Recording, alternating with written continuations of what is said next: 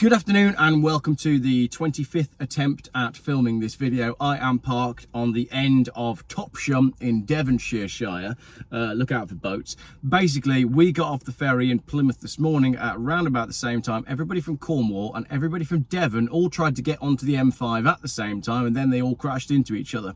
So we can't get home because all the roads back to Worcestershire are essentially blocked by crashed cars or electric vehicles that have run out of charge. I can't imagine what the charging situation is like at service stations in the UK right now, because they're all going to be full. It's going to be manic. Anyway, we'll let all those people carry on with their journeys and keep crashing into each other, and we'll drive later on. So instead, kids have gone for ice cream, and I'm going to do this video that I prepared on the ferry. This is Letters to Geoff.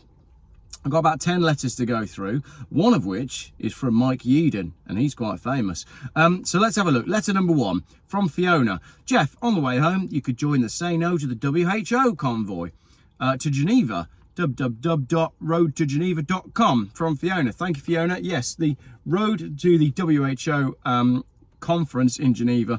There's a freedom convoy going to Geneva to raise awareness for the fact that the World Health Organization is basically spectre. You know, these really bad organizations from James Bond that are always like led by a baddie with a bleeding eye or a golden gun, or like some sort of ex-Nazi that should have been rounded up in the Nuremberg trials. That's basically the World Health Organization, and they want everybody dead or locked up, or ideally both. The UK government is about to sign a treaty with the World Health, with Spectre, and they've changed the name of it. It's no longer called a treaty, it's now called an accord, because they think that's more palatable to the people. But basically that's going to sign over all power to the man with the golden gun, or the bleeding eye, or the ex-Nazi that should have been rounded up for the Nuremberg trial. And Klaus Schwab has quite recently stepped down from the World Health Organization, but essentially it's all the same thing. Spectre are trying to destroy the humans, and you need to be aware of what's going on with the World Health Organization. So that is the convoy to Geneva. Sadly, I couldn't join the convoy to Geneva. I can't even get back to Worcestershire, but that's important to know that that is going on. Letter number 2. This is a good one as well. Geoff, did you or anyone else know about this? A bill to, and then he sent me a PDF, link in the description, a bill to de-establish the Church of England. Why is there a bill to de-establish the Church of England? I haven't looked into this, so I'm not going to dwell on it. It's probably going to appear in a future video, but if there's a bill to de-establish the Church of England, is it treason? Is it the deletion of culture? Is it the deletion of a nation? I don't know. I need to find out more about that, but thank you for, and I love it when people just send me stuff and say, Geoff, did you know about this? And if you are going to email me, geoffbuyscars@gmail.com, always put in the subject the thing that you're emailing me about. Don't just send me an email saying, Geoff, have you seen this? Because I get a lot of those. But if you put in the subject line what it's actually about, then it'll get read. Letter number 3. Hi Geoff, you might be interested in the video from Saving Salvage showing where the flood damaged cars ended up. This is the Inchcape Land Rover fire.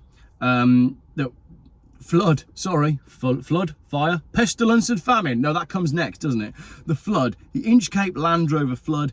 ASM have over 300 cars from Inchcape. It's discussed at the 2-minute point, and there's a link to a YouTube video there. So we found all the salvage cars from the Inchcape flood. No, there's no famine and there's no pestilence. Well, there will be if you go back to the start of the video. World Health Organization, pandemic treaty, Spectre, man with a bleeding eye, golden gun. James Bond is not coming to save us. Right, let's see if we can get this video back on track with letter number 4. Hi Geoff, the sun looks like a tonic where you are. Our weather is ideal only for ducks and totalitarians. I happened upon this 8-year-old item for no reason, and I noticed that the company was started by a young graduate with no particular underpinnings. He wasn't a computer whiz or a fellow who's been rolling around under old cars since he was 10. We're talking about CarWow, okay? The person that founded CarWow, let me read that again. Hi Geoff, I found this 8-year-old article. CarWow was started by a young graduate with no particular underpinnings. He wasn't a computer whiz or a fellow and he hasn't been rolling around under cars since he was 10. He also has no experience of running companies or fundraising in the private equity or venture capital sector, yet the investors who financed Facebook as a startup provided capital to start CarWow. Any alarm bells sounding yet? Mark Devlin teaches always research origin stories, and that's because nobody bothers to do a proper job of it at the time because it's all faked. I'm almost certain that this is a globalist project designed to undermine the physical interaction between buyers and vendors of cars, especially new cars. You can't move without tripping over one scheme or another, all intended to separate us from privately owned powered transportation. I saw your video tonight about fascist behaviour by the DVLA. Do the changes make any sense? If you were to rank 100 potential initiatives which would use up money, time and political capital, would this DVLA wheeze make the cut? It would not, obviously. Some management consultants like PwC or Capgemini was probably tasked to dream up a dozen schemes over a decade with the objective of getting us out of powered vehicles. And that's why we end up with these utterly ridiculous schemes. These days, even the rabbits are getting used to me burrowing down below them. All the best, Mike Yeadon. Brackets, legend. Right, then I've got a note here that says, take a break to talk about broken down cars and EV fires. Okay, this is a good point because I did see a broken down BMW iX on a trailer earlier on. But for this bit of the video, it must have been quite late at night when I prepared this script. For this bit of the video, I wrote a song. Are you ready for it? On the first day of my holiday, some people sent to me in London a broken BYD. On the second day of my holiday, some people sent to me a burning Dacia Spring, and in London a broken BYD.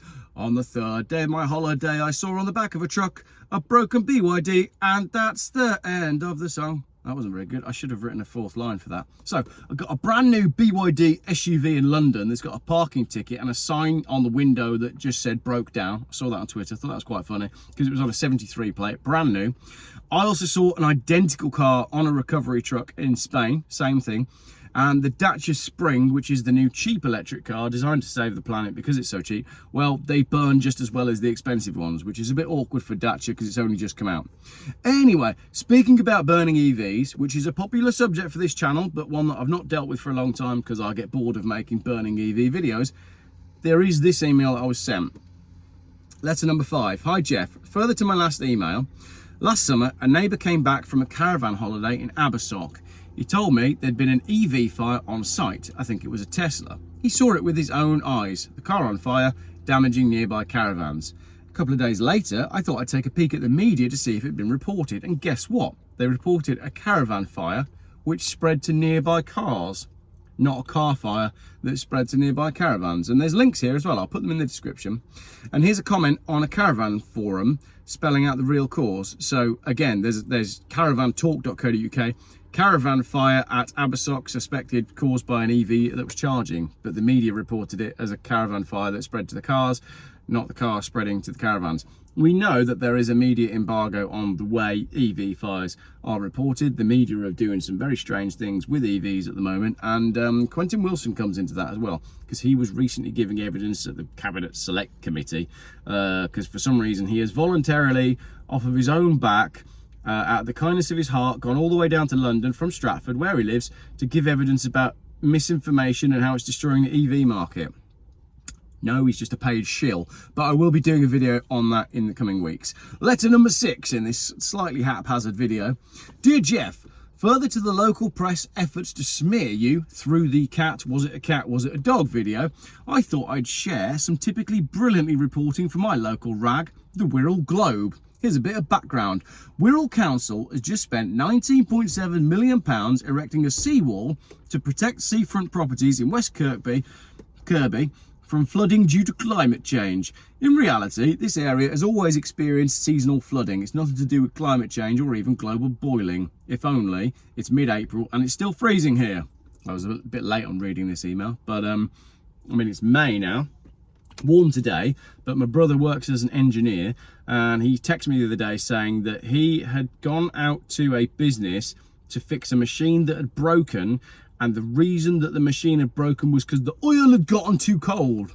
It was bank holiday weekend just gone. It's nearly June. So when they're saying to us, oh, it's been the hottest May on record, they're lying to us. They are lying to us to push an agenda. The weather's crap all the time, apart from today, apparently, when everybody's on the motorway.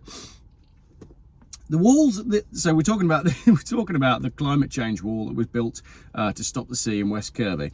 The wall's first test came on the 12th of February with a predicted high tide. The council failed to close the floodgates and the sea breached the wall via the open gates. Link in the description for the story. A second fail occurred on the 9th of April on another high tide, this time accompanied by high winds, a not uncommon occurrence on Britain's west coast. Yes. This time, the genii at the council closed the gates. However, the waves came over the top of the seawall and flooded the entire seafront and the adjacent properties because instead of each wave draining back into the sea as would normally happen, the new seawall acted like a dam, trapping the water inside, causing more severe flooding and far greater damage. This is clearly a fail of gargantuan proportions. Not only has the council wasted millions of pounds of public funds, it's created untold damage and cost and potentially now risk to life. Here's the bit about the local rag. In the hard copy paper, the inside lead reads, West Kirby seafront resident felt safer because of the seawall. As you can see, they've attempted to fashion a positive element from a total and utter disaster. The piece is propaganda, nothing less, and it's a clear demonstration of how the local press are fully on board with whatever the official narrative might be. P.S. I've got a great EV fire story for you with details of a subsequent press cover-up. We'll send tomorrow. Cheers, Neil. The EV cover-up story was the caravan one that I did first. So there we go. That's how we can see that all of these crappy little local newspapers that have usually got clickbait articles that you click on and then you can't find the article for the adverts, they're all owned by the same people, they're all pushing the same agenda, they're all doing the bidding of Specdare that we opened the video with. Right, on to some shorter letters now. Letter number 7, £70 parking charge notice to park in council car parks. Geoff, I've just seen that if you own a car more than 5 metres long, some councils are going to issue you with a £70 parking charge notice because your car's too big. You may want to comment on this. Yes. So we're being charged for, it's not about the size. The size doesn't matter. It's how you park it, what you do with it, how much you pay for. We'll do that in another video. Letter number 8. I like this one because the subject line of the email was Project Satan, Stratospheric Aerosol Transport and Nucleation. That was a good subject line for an email. Dear Geoff, I liked your car content and enjoyed the big cat video. Between you and me, I've seen one close up. Luckily, I was with a mate of mine. Was it another Labrador like what I saw, or was it a genuine cat? You can't say you've seen one and then not tell me the terrifying story in all the detail, because I want all the detail. Anyway, I wasn't sure about the weather engineering, until I got the heads up from my friend who lives in California. Project Satan, Stratospheric Aerosol Transport and Nucleation, a project financed by private anonymous donations. It made me laugh at first. What the hell are they playing at? Creating climate change for profit or world domination? It's like some nutty person has been watching a James Bond movie and thinks it's a business lesson. The Saint Simon Templar drove a Volvo and a Jaguar, and I think you kept your halo on in Benidorm, unlike the Mapmaster looking at his dominatrix video. Was that the one he did on OnlyFans or the one he put on his channel? I had a theory years ago that maybe the companies that were selling the computer software and virus protection had a secret hand in creating the viruses. More recently, the pharmaceutical companies maybe have had a sneaky hand in creating the viruses. So there's quite a lot in that email, but basically there was genuinely a project called Stratospheric Aerosol Transport and Nucleation, Project Satan. So geoengineering, it's happening. Warmest May on record. Letter number 9, short one. Hi Geoff, here's one for your weather updates. The UK is set for 50 days of rain in one of the wettest summers in over 100 years. It's pretty nice out there right now. It's getting hot in here, so finish your video. I am getting so hot, this video has had 2 songs in. Right, letter number 10. Hi Geoff, I'm guessing someone's already sent you this as it focuses on issues that you feel strongly about, but just in case you haven't watched it, here is the link to Channel 4's Dispatches show, The Truth About Britain's Roads, the War on Britain's Motorists. Geoff, you're putting out brilliant, entertaining content, mate. Keep up the good work. Enjoy the rest of your family holiday and stay safe in your Volvo, my friend. I am staying safe in my Volvo by not joining the motorway because it's not moving. So yeah, Channel 4 Dispatches did a really good YouTube video, The Truth About Britain's Broken Roads. To be honest, it's a little bit like they've been watching my channel. There was a lot in there about potholes. And whilst I talk about potholes, did you know that my video I made the other day joking about finding my favourite pothole made it into the national press? So recently I've been in the national press for the Big Cat thing, the pothole thing, and the Thor's hammer incident at the airport that I'll talk about in another video.